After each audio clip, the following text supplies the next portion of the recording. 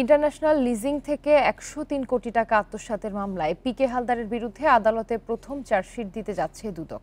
তাকে ভারত থেকে এবছরই দেশে ফেরাতেও আশাবাদী তারা। পিকে হালদারের বিরুদ্ধে অবৈধ সম্পদ অর্জন, অর্থ আত্মসাৎ, পাচার সহ নানা অভিযোগে ৩৪টি মামলা রয়েছে।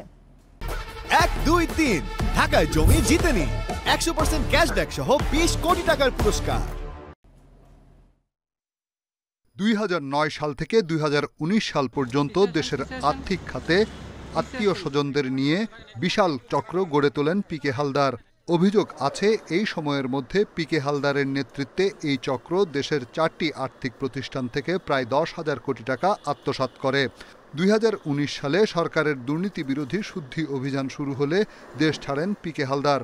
কয়েকটি দেশ ঘুরে পিকে হালদার ভারতের কলকাতায় শিবশঙ্কর হালদার নামে বসবাস করতে শুরু করেন বলে জানা যায়।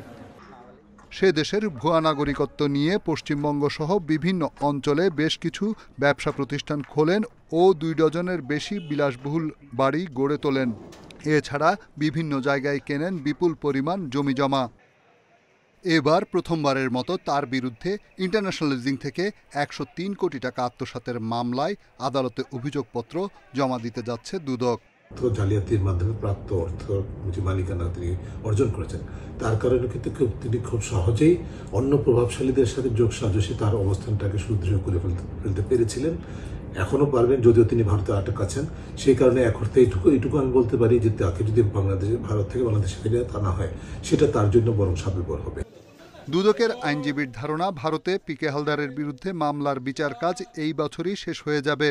তাই তিনি আশা করছেন বন্দি বিনিময় চুক্তিতে পিকে হালদারকে এই বছরই দেশে ফিরিয়ে আনা সম্ভব হবে। ভারতের বিশেষ আদালতে পিকে হালদারের ট্রায়াল চলছে, ওটা শেষ পর্যায়ে। যদি ওনারা আমাদের দেশের আদালতের রায়টা পেয়ে যায়, তাহলে আমার মনে হয় ৫-৬ মাসের বেশি লাগার কথা না। সর্বশেষ এটা যেটা আমার জানা আছে।